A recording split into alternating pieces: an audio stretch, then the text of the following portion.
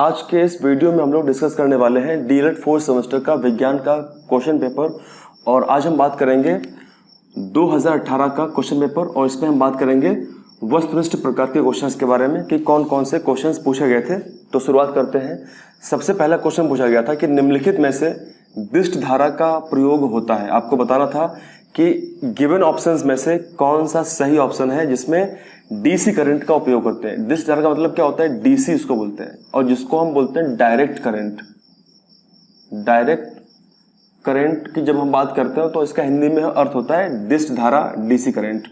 और आप एक चीज ध्यान रखेंगे कि जब भी हम बात करेंगे डीसी करंट के बारे में तो इसमें जो समय के साथ साथ जो डायरेक्शन होती है वो चेंज नहीं होती है। इसका मतलब कि जब भी ये करंट फ्लो होता है, करंट ये जब प्रवाहित किया जाता है किसी सी सर्किट के अंदर, तो इसमें समय के साथ साथ, टाइम के साथ साथ जो डायरेक्शन है वो परिवर्तित नहीं होती है, वो सेम रहती है। ठीक है, परिवर्तित नहीं रहती है। दूसरी बात यह है कि इसकी जो फ्रीक्वेंसी है, इसकी जो आवृत्ति है वो जीरो होती है, क्योंकि जब तक इसमें वेव्स नहीं बनेंगे, जब तक इसमें डायरेक्शंस चेंज नहीं होंगे तब तक फ्रीक्वेंसी नहीं बनेगी। तो इसमें कोई फ्रीक्वेंसी नहीं होती है, जीरो फ्रीक्वेंसी होती है। अगर हम वहीं पे बात करेंगे एसी के बारे में, आप लोगों ने पढ़ा होगा एसी के बारे में कि एसी के कौन कौन से फीचर्स होते हैं, एसी पे हम क्या क्या लोड रखते हैं, एसी के द्वारा हम क्या क्या उपकरण चलाते हैं। ठीक है, तो डीसी के बारे में हमने यहाँ पे समझ लिया, बेसिक से, बहुत सी बेसिक सी बात है। अगर बात करें एसी के बारे में तो हम एसी को बोलते हैं प्रत्यावर्ती धारा, और जिसका फुल फॉर्म होती है अल्टरनेटिंग करंट। ठीक है, बहुत ही बेसिक सी बात है। ये क्या करती है, जब ये समय के साथ साथ चलती है तो अपनी डायरेक्शन को ये इस तरीके से बदलती रहती है। तो इसीलिए इसमें फ्रीक्वेंसी होती है, इसीलिए इसमें आवृत्ति होती है। कौन सी, 50 हर्ट्ज हो सकती है या फिर 60 हर्ट्ज हो सकती है। इसके बारे में यानी एसी और डीसी के बारे में डिटेल में मैंने पिछले क्लास में डिस्कस किया था। तो अगर आप लोगों ने उसको नहीं देखा है तो आप लोग उसको अवश्य देखिएगा, क्योंकि आपको बहुत ही बेसिक और डिटेल जानकारी वहां पे दी जाएगी। ठीक है, दी गई है, आप वहां पे उसको देख सकते हैं, समझ सकते हैं।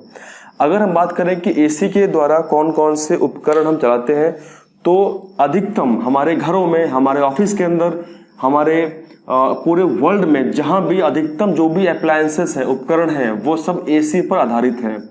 तो अधिकतम तो हम एसी पर ही काम करते हैं। हमारे घरों में जो कूलर होता है या पंखा होता है या टीवी होती है, फ्रिज होता है, एसी होती है, वो सब चलती किस पे, चलती एसी के ऊपर है। और इस क्वेश्चन में आपको बताना था कि जो डीसी है, दिष्ट धारा, इसका प्रयोग इनमें से किस में होता है। तो बहुत ही बेसिक सा क्वेश्चन है, आपको पता होगा टॉर्च में होता है।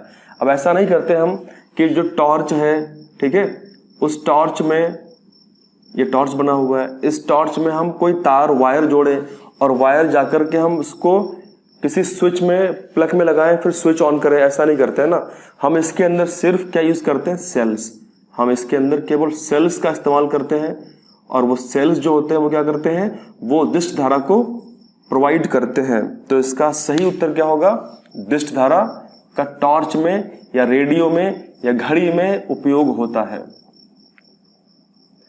तो अगला हमारा क्वेश्चन है, पौधों एवं जंतुओं के बीच की कड़ी क्या है, यानी the connecting link between the plants and animals क्या है, आपको ये बताना है।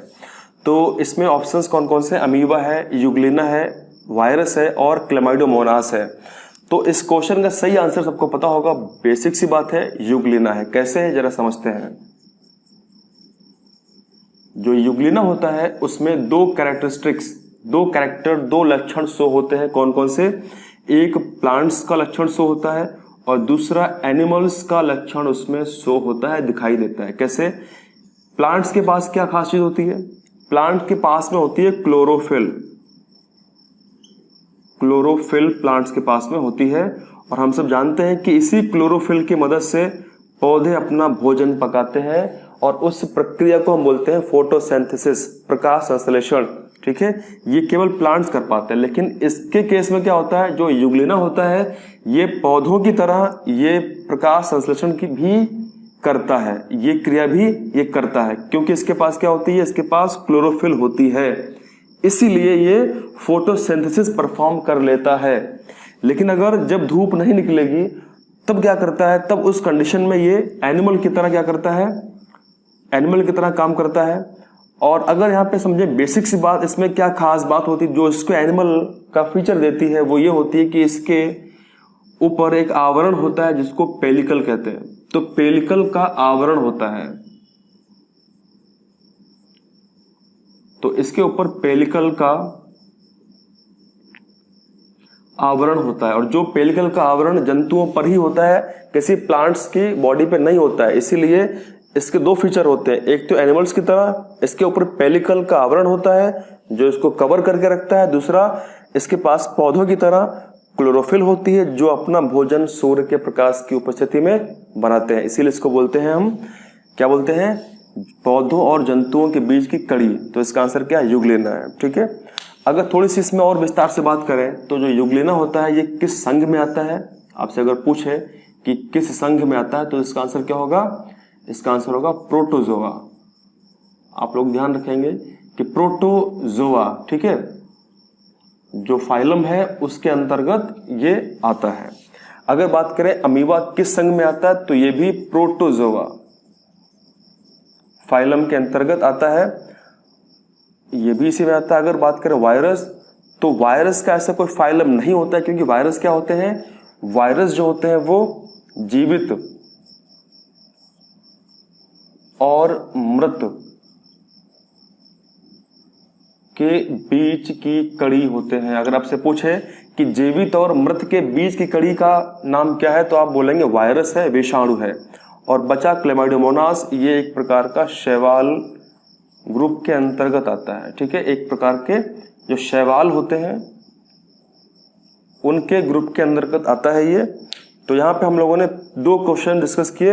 अब बात करते हैं बाकी के क्वेश्चंस को। इसके बाद बात करते हैं क्वेश्चन नंबर 3, चुंबकीय पदार्थ क्या होते हैं, यानी मैग्नेटिक सब्सटेंस क्या होते हैं। तो आप सिंपल समझते हो, जानते होंगे कि वे पदार्थ जो लोहा या निकल या कोबाल्ट आदि को अपनी ओर आकर्षित करते हैं, यानी जिनमें लोहे को अपनी ओर आकर्षित करने का गुण होता है, उनको हम बोलते हैं चुंबकीय पदार्थ। तो इसका मतलब क्या है कि जो चुंबकीय पदार्थ होंगे वो कौन कौन से होंगे। अभी मैंने आपको क्या बताया, लोहा होता है और निकल होता है, उसके अलावा कोबाल्ट होता है, ठीक है, आदि। तो ऐसे पदार्थ जो लोहा, निकल, कोबाल्ट आदि को अपनी ओर आकर्षित करते हैं, ये गुण होता है, तो उसको हम चुंबकीय पदार्थ कहते हैं। तो इसमें ऑप्शंस क्या क्या है, तांबा है, पीतल, रबड़। रबड़ तो बिल्कुल कोई चांस ही नहीं है। जो रबड़ हम लिखते हैं, मिटाते हैं, क्या वो रबड़ को हम चुंबक अपनी ओर आकर्षित करता है, नहीं करता है, सिंपल सी बात है। पीतल को करता है, नहीं करता है। तांबा भी नहीं है, तो इसका आंसर क्या होगा, लोहा होगा। ये बहुत ही आसान सा क्वेश्चन है, इजी क्वेश्चन है। और पिछले वीडियो में मैंने इसके बारे में भी बहुत ही विस्तार से चर्चा करी थी, तो आप लोग जरूर उसको अवश्य देखें, ठीक है, क्योंकि वो बहुत ही महत्वपूर्ण वीडियो आपके लिए हो सकता है। उसके अंदर हमने और भी डिस्कस किया है इंपॉर्टेंट कई क्वेश्चंस जो हैं, जो रिपीट हुए हैं इस बार भी, और पिछले वाले पेपर से रिपीट हुए हैं। जैसे ये क्वेश्चन पूरा रिपीट हुआ है, इससे पहले जो हमने बात किया था वो रिपीट हुआ है, और ये क्वेश्चन भी रिपीट हुआ है। अब हम बात करते हैं क्वेश्चन नंबर 2 के बारे में। लाल रक्त कणिकाओं, इसको हम बोलते हैं आरबीसी। लाल रक्त कणिकाओं या कोशिकाओं का निर्माण होता है। ये पूरा क्वेश्चन रिपीट कर दिया है, सेम टू सेम रिपीट कर दिया है। लिवर में होता है, मस्तिष्क में होता है, प्लाज्मा में होता है या अस्थिमज्जा में होता है। हम जानते हैं कि जो हमारा ब्लड होता है, हम सब जानते हैं कि जो हमारा रक्त होता है उसमें जो प्रमुख भाग होता है, हमारे ब्लड में जो प्रमुख भाग होता है वो प्लाज्मा, ठीक है, प्लाज्मा होती है। वो क्या होती है, वो प्लाज्मा होती है। इतना हम जानते हैं। अब इसके बाद अगर बात करें कितने % प्लाज्मा होती है, तो पूरे ब्लड का, संपूर्ण रक्त का लगभग 55 से 60% प्लाज्मा होती है, और बाकी का जो बचा भाग होता है वो रक्त कणिकाएं होती हैं। और उसमें रक्त कणिकाओं में आरबीसी यानी लाल रक्त कणिकाएं, श्वेत रक्त कणिकाएं और बिंबाणु यानी प्लेटलेट्स पाई जाती हैं। तो अगर हम बात करें कि हमारे संपूर्ण ब्लड में सबसे अधिक क्या है, प्लाज्मा है, और प्लाज्मा के अंदर सबसे अधिक आपको मिलता है 90 से 92% के आसपास वो जल होता है, ठीक है। प्लाज्मा के अंदर आपको सबसे अधिक क्या मिलता है, जल मिलता है, और बाकी के जो पार्ट हैं 6 से 8% आपको प्रोटीन्स मिलते हैं, और कुछ अन्य रसायन भी आपको इस पार्ट में मिल जाते हैं। तो यहाँ पे ऑप्शंस जरा देख लेते हैं। प्लाज्मा इसका ऑप्शन नहीं हो सकता, क्योंकि प्लाज्मा तो ब्लड के अंदर होता है और ब्लड का लिक्विड वाला पार्ट प्लाज्मा होता है। हमारा ब्लड क्या होता है, आपको पता होना चाहिए कि हमारा जो रक्त होता है वो तरल संयोजी ऊतक होता है। क्या होता है हमारा ब्लड? तरल संयोजी ऊतक होता है, जिसको हम बोलते हैं फ्लूइड कनेक्टिव टिश्यू बोलते हैं उसको। तो आप लोग ध्यान रखेंगे, ब्लड क्या होता है, टिश्यू होता है हमारा। और जो ब्लड चैप्टर है, जिसके मैंने 7 to 8 पार्ट्स बनाए हुए हैं, जो इंपॉर्टेंट है, मोस्ट इंपॉर्टेंट है, एक एक पॉइंट मैंने समझाया उसके अंदर है 7 to 8 पार्ट्स के अंदर। तो आप लोग जरूर उसको देखें, और उस पूरी की पूरी जो प्लेलिस्ट है साइंस की, ऑल चैप्टर्स की, वो आपको नीचे मिल जाएगी डिस्क्रिप्शन बॉक्स में, वहां से उसको आप देख सकते हैं। अब यहाँ पे थोड़ी सी बात करते हैं कि इसका आंसर क्या होगा। तो जो आरबीसी होंगी, लाल रक्त कणिकाएं, इसका निर्माण कहाँ पे होता है? प्लाज्मा नहीं होगा। हमारे शरीर के जो हड्डियां होती हैं, और हम जानते हैं कि हमारे शरीर में 206 हड्डियां होती हैं। उसके अलावा अगर बात करें, जो नवजात शिशु होते हैं, बच्चे होते हैं, उनके शरीर में 300 हड्डियां होती हैं। और हमारे शरीर में क्या हमारे 300 हड्डियों का बोन मैरो, अस्थिमज्जा रक्त बनाता है? तो इसका आंसर नहीं बनाता है। तो केवल प्रमुख हड्डियां होती हैं, वही उनका अस्थिमज्जा रक्त को बनाता है, और जिसके अंतर्गत आरबीसीज वगैरह बनती रहती है। तो इसका आंसर क्या होगा? डी इसका आंसर सही होगा। लेकिन अगर भ्रूण की अवस्था है, अगर यहाँ पे क्वेश्चन पूछा जाता कि भ्रूण में लाल रक्त कोशिकाओं का निर्माण कहाँ होता है, तो इसका आंसर लिवर होता। ठीक है, क्योंकि भ्रूण की अवस्था में जब भ्रूण की अवस्था होती है, तब उसमें अस्थिमज्जा डेवलप नहीं हो पाता है, बोन्स अधिक डेवलप नहीं होती हैं। तो वो काम कौन करता है? लिवर करता है, यकृत करता है, ब्लड को बनाता है, आरबीसी को बनाता रहता है। दूसरी बात, अगर आपसे क्वेश्चन पूछे कि आरबीसी का कब्रिस्तान किसे कहते हैं, हमारी बॉडी में कौन सा ऐसा ऑर्गन है जिसको हम आरबीसी का कब्रिस्तान कहते हैं, तो इसका आंसर होगा तिल्ली को कहते हैं। क्या इसका आंसर होगा? तिल्ली। जो तिल्ली होती है, जिसको हम बोलते हैं प्लीहा, और जिसको इंग्लिश में कहते हैं हम स्प्लीन, तो इसे बोलते हैं आरबीसी का कब्रिस्तान, क्योंकि यहीं पे जाके आरबीसी मर जाती हैं। फिर बात करते हैं क्वेश्चन नंबर जो हमारा लास्ट है। लिखा हुआ कि विद्युत बल्ब में तंतु किस धातु का बना होता है? जो इलेक्ट्रिक बल्ब पहले इस्तेमाल हम किया करते थे 100 वाट वाले, उसमें आपको फिलामेंट दिखाई देता था। आप फिलामेंट को, तंतु को देख पाते थे कि जैसे ही हम उसमें विद्युत धारा को प्रवाहित करते थे, वो फिलामेंट तुरंत जलने लगता था, तुरंत फिलामेंट जलता था, चमकता था, और उससे रोशनी उत्पन्न होती थी। तो आखिरकार वो किस धातु का बना हुआ है? टंगस्टन का, एल्यूमिनियम का, सिल्वर का या चांदी का? हम सब जानते हैं कि जो सिल्वर है और जो चांदी है और जो एल्यूमिनियम है, ये सब धातुएं हैं।